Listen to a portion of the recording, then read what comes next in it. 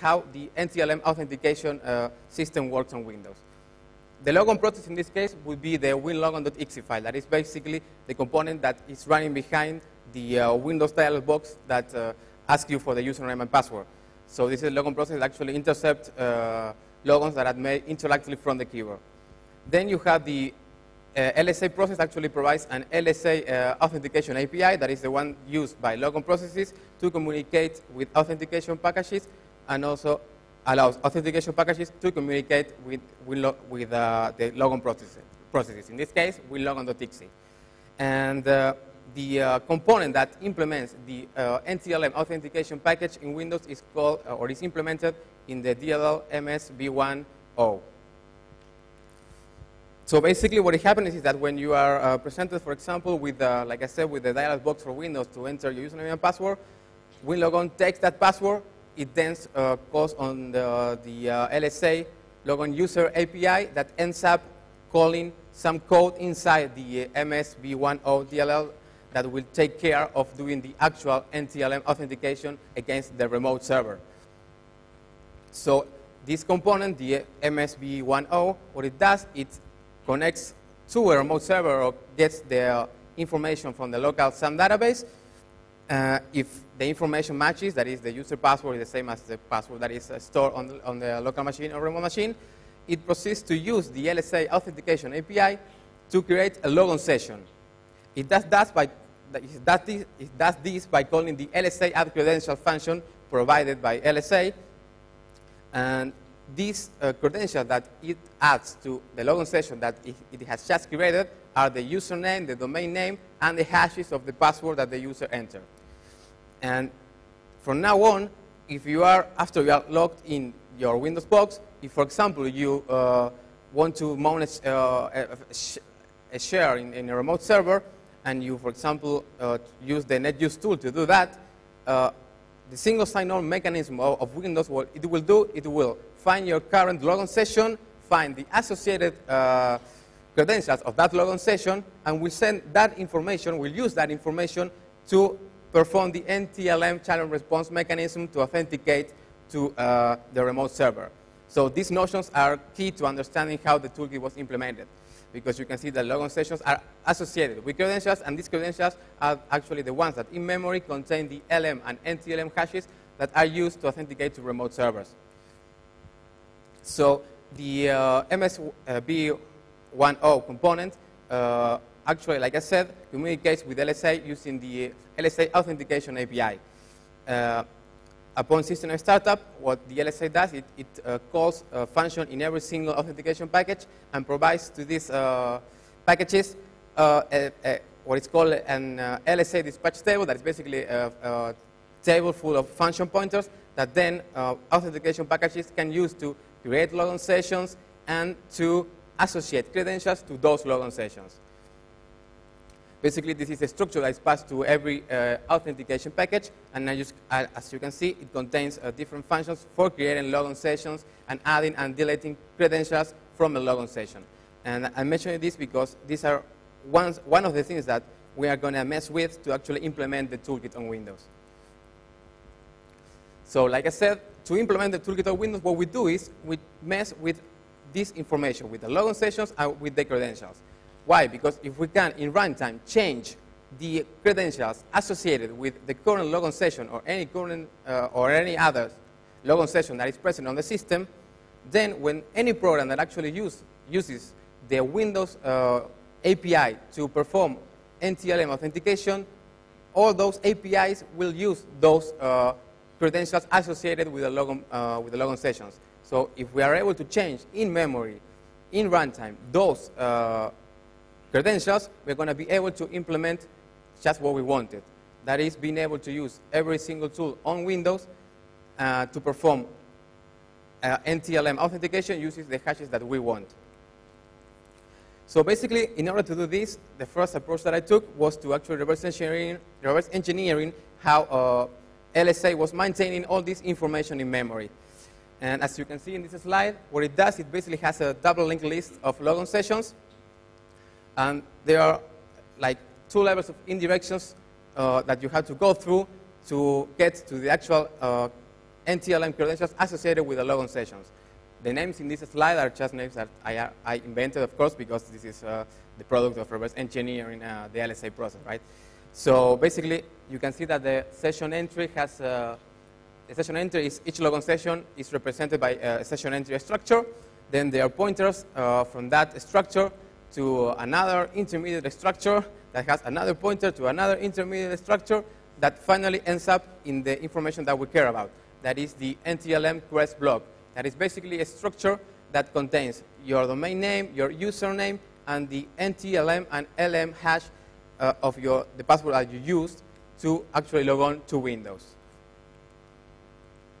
How these credentials are stored in memory is like this. They are actually encrypted. They are not in clear text. They are encrypted with a random key that is generated when the system starts, and these credentials are encrypted using either this in CBC mode or RC4. The encryption mechanism chosen is based on the size of the block that contains the credentials. Basically, because if you use this X in CBC mode, the block has to be a multiple of 8, so that's the only reason why they use two encryption algorithms, I think. I really don't know why they actually make this distinction. But could just have padded the credentials, I don't know. So what is this X? This X is a variation of this that basically is supposed to add strength to the encryption by having two extra keys that are applied to every block that is encrypted before encrypting that block and after. I've never seen credentials encrypted with RC4 actually on any of the Windows boxes that I've seen and on which I've used the tool. I don't know why it is there. And actually, the random key that is used to encrypt these credentials is lost. But it doesn't matter because what is left in memory is the schedule key, the IV, or the initialization vector, and the widening keys. The widening keys are the two keys that I just mentioned that are part of this X and are used to actually add strength to the encryption algorithm. Okay, this is basically some pseudocode that describes what the system does to come up with these keys. This is something that you can go back home and if you're interested, take a look at. But you can clearly see how the key is actually generated randomly and then is actually overwritten by a key that is the key that's going to be used if at some moment the system decides to use the RC4 encryption algorithm to encrypt credentials. And here, if you take a look, a deeper look at the code, you can see how the system actually overrides the RC4 key, overrides the DESX CBC key, the original key, with the RC4 key. So that basically means that the RC4 key is available on memory at all times. Anyways, it doesn't matter because, like I said, by having the schedule key and the winding keys and the initialization vector, you can decrypt credentials anyways. This is also another function that is used by LSA to actually perform the encryption. And if you take a look at the code, the pseudocode that I wrote, you can see how the code actually decides what encryption algorithm it is going to use, if RC4 or DES. So now I'm going to describe what are the tools that are included in the toolkit, and I'm going to give you some more details on how these tools were implemented. So basically, the tools that are included in the toolkit are these. You have the IAM and the IAM alt tools. That these are the tools that you would use to actually perform the path the hash technique on Windows. Then you have the who's there and who's there alt that are also two other programs that will allow you to steal credentials from memory. Then you have a path the hash IDC script that is basically an IDA Pro script that is used to obtain some addresses that are needed by the tools. And I'm going to talk about that a little bit more in a few moments. And then you have just a helper tool that is called a hash tool that is just used, it's there so you can, if you are doing some tests or anything like that, you can actually, it will provide you with an easy way to generate LM and NTLM hashes to use during your tests. Well, the hash utility is implemented by using two very interesting undocumented functions provided by Windows. These are the system function 06 function and the system function 07 function. This function, as you can see on the slide, are provided by the ADBAP32 DLL, and these are are very good functions to know about because they provide you with an easy way to generate LM and NTLM hashes on Windows without having to actually have your own implementation or this or the proprietary algorithm that is used to come up with the LM hashes. Okay, so remember that I said that IAM was the tool that was actually used to do the path hash technique, and whosDare was the tool used to steal credentials from memory. There are actually two ways of implementing this. I first developed what I would call the hard way because it's more difficult, because it tries to mess directly with the information that Windows stores in memory, and then I implemented an easier version, and I'm going to talk about the differences between these two versions and why actually they exist. Like I said, the hard way of doing this is to actually mess up with the information that is stored in memory.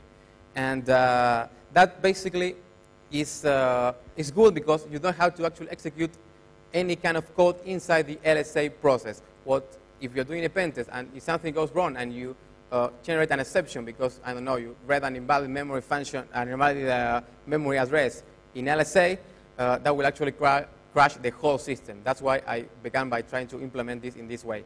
So basically what it does, but actually I was not able to accomplish that with IAM, basically because I was lazy and I just wanted to release the tool, but it can be done because, as I have told you, the information that is needed to actually mess directly with the information stored in memory is there, so you can do it. So this tool basically needs to find some functions in the memory address space of LSA to be able to add the credentials.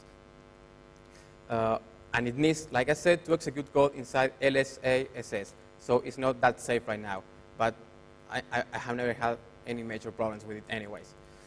And the good thing is that the whosDare tool, that is the one that is used to steal credentials, that is something that you want to be doing in the pen test more often than using remote machines to perform the path hash technique, actually works just by reading memory. So it can never, almost never, I would say never, crash the remote machine. So it's very safe to use, and that is a good thing. And it basically, like in the previous case, it also tries to find some addresses in memory inside the LSA process, LSASS.exe process, in order to mess with the credentials stored in memory and give you back that information. Like I said, what it does, it goes through the double linked list maintained by LSA, gets to the hashes, decrypts the hashes, and just prints out the hashes. This is basically the implementation of the code inside the tool that tries to find those memory positions that I mentioned before that the tool needs to actually be able to get the hashes or change the hashes. And I'm showing them because when I show you the tool, you will see that sometimes, since it is difficult to actually find these functions because these are not functions exported by any DLL, the different tools have different ways of finding these functions in memory, in runtime, doing some kind of heuristics, very basic heuristics. And I have just added some new features to the tool so that you can, if the tool doesn't work for you in the version of Windows that you have, you actually have a solution to actually make it work yourself without sending me an email and telling me, oh, it doesn't work in my version, can you fix it? Now you can fix it yourself. Basically, what the tool does is it has a different group of addresses hard-coded for different versions, and then just go through all the addresses to all the groups to try to find the correct addresses. And this has to be done because, of course, since these are not exported functions, you have to find them heuristically in runtime. The location of these addresses change based on the DLL version where these functions are located. Also change between service packs, also between Windows versions, and also between the language of Windows that you have. So you see why it's not that easy to actually come up with the positions of these addresses in memory. This way is the way that is implemented by IAM alt and whosDare alt. And basically what it does, instead of messing with all these locations in memory, what it does, it just uses functions that are exported by the MS v1O DLL, that is the one that